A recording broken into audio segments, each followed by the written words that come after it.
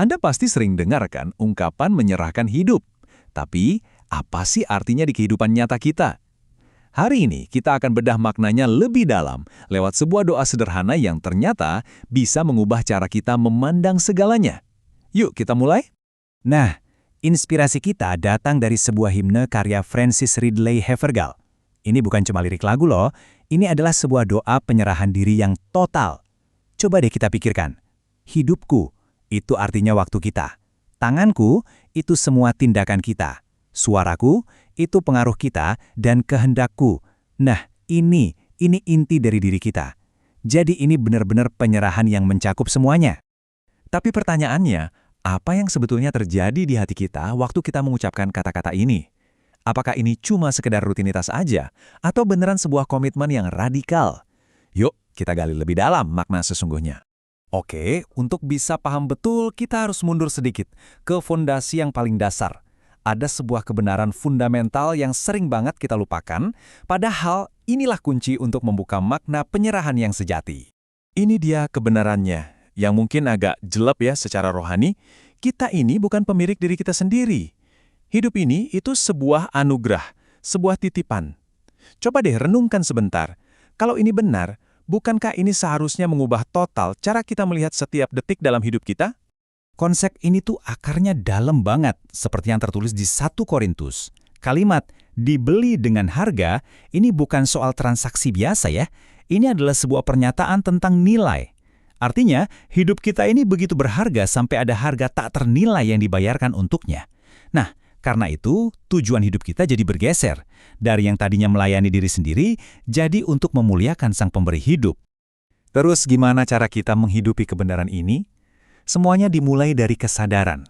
Setiap pagi kita bangun dan sadar, hidup ini titipan. Kesadaran ini nantinya akan secara alami mengarahkan setiap tindakan kita untuk memuliakan Dia.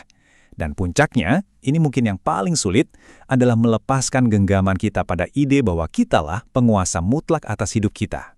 Oke, kalau kita sudah menerima bahwa hidup kita adalah miliknya, pertanyaan selanjutnya jadi lebih personal nih, dan lebih menantang. Seberapa total penyerahan kita? Jangan-jangan ada bagian yang masih kita simpan buat diri sendiri? Seringkali penyerahan kita itu kayak gini, ya kan? Kita kasih 85% hidup kita, pekerjaan, keluarga, pelayanan kita kasih. Tapi ada 15% yang kita simpan rapat-rapat. Mungkin itu ambisi rahasia kita, atau kebiasaan buruk yang susah dilepaskan, atau sekedar rasa ingin mengontrol masa depan. Area kecil yang kita kasih label dilarang masuk. Tapi faktanya, penyerahan sejati itu nggak kenal persentase. Tuhan nggak mau sebagian besar dari kita. Dia mau semuanya. Ini bukan soal bagi-bagi kue, tapi ini seperti kita menyerahkan seluruh kunci rumah kita, bukan cuma kunci ruang tamu. Sebuah penyerahan hati yang utuh, tanpa syarat. Perintah utama ini merangkum semuanya dengan sempurna. Coba perhatikan deh pengulangannya. Segenap hati, segenap jiwa, segenap kekuatan, segenap akal budi. Nggak ada satu sudut pun dari diri kita yang dikecualikan. Ini adalah panggilan untuk sebuah cinta yang total, yang mencakup emosi kita, spiritualitas kita, tindakan fisik kita, sampai pemikiran kita. Wah, mungkin kedengarannya berat banget ya, tapi disinilah justru letak keindahannya.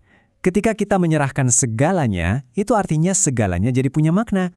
Nggak ada lagi tuh pemisahan antara yang sakral dan yang sekuler dalam hidup kita. Nah ini dia, prinsip yang bisa mengubah segalanya. Tidak ada yang remeh di mata Tuhan. Cara Anda mengetik email di kantor, cara Anda mendengarkan teman yang curhat, bahkan cara Anda menikmati secangkir kopi di pagi hari, semua itu bisa menjadi sebuah tindakan penyembahan, kalau dilakukan dengan hati yang dipersembahkan. Jadi praktiknya gimana? Ini soal pergeseran perspektif. Talenta yang Anda punya bukan lagi buat membangun kerajaan Anda sendiri, tapi untuk melayani orang lain. Pekerjaan Anda bukan lagi sekedar rutinitas buat bayar tagihan, tapi panggung ibadah Anda. Dan kehidupan Anda sehari-hari itu menjadi kesaksian yang paling kuat, jauh lebih kuat dari sekedar kata-kata. Dan ketika kita hidup seperti ini, disitulah keajaiban terjadi. Cerita hidup kita bukan lagi cuma tentang kita. Kita jadi seperti alat di tangan sang seniman agung, dan hati kita pun mulai menggema seruan Nabi Yesaya dari zaman dulu. Ini aku, pakailah aku untuk tujuanmu. Nah, ini semua membawa kita kembali ke cerita Frances Havergal. Dia nggak cuma menulis kata-kata indah, dia benar-benar menghidupinya. Dia menyerahkan bakat musiknya yang luar biasa, waktunya, bahkan sampai perhiasan keluarganya ia jual untuk mendanai pekerjaan Tuhan. Hidupnya menjadi bukti nyata bahwa doa penyerahan yang tulus itu punya kekuatan untuk menciptakan warisan yang abadi. Oke, setelah kita menjelajahi prinsipnya, tantangannya, dan juga teladannya, sekarang waktunya kita berhenti sejenak dan melihat ke dalam diri. Karena semua teori ini nggak ada artinya kalau nggak menyentuh hati kita secara pribadi. Inilah pertanyaan intinya. Dan ini bukan untuk menghakimi atau bikin kita merasa bersalah ya. Anggap ini sebuah undangan untuk memeriksa hati kita dengan jujur. Apakah hidupku sudah kupersembahkan sepenuhnya? Di area mana ya aku masih menahan diri? Jadi, inilah undangannya untuk kita semua. Mari kita mulai dengan mengakui kebenaran dasarnya. Hidup kita adalah miliknya. Dari situ kita bisa membuat keputusan sadar untuk menyerahkan setiap sudut hidup kita tanpa kecuali.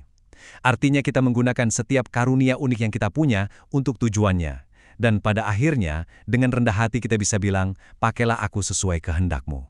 Pada akhirnya, semua diskusi teologi yang rumit ini mengerucut pada satu doa yang sederhana tapi tulus ini. Sebuah kalimat yang menggemakan kembali himne di awal tadi. Sebuah penyerahan singkat yang punya kekuatan untuk mengubah segalanya. Mari kita akhiri waktu kita bersama dengan menjadikan doa ini milik kita. Sebuah momen untuk benar-benar menyerahkan dan percaya. Tuhan Yesus, kami menyerahkan hidup kami kepadamu. Ambillah setiap bagian dari kami dan pakailah untuk kemuliaan-Mu. Ajari kami untuk hidup sepenuhnya bagimu setiap hari. Dalam nama Yesus kami berdoa. Amin.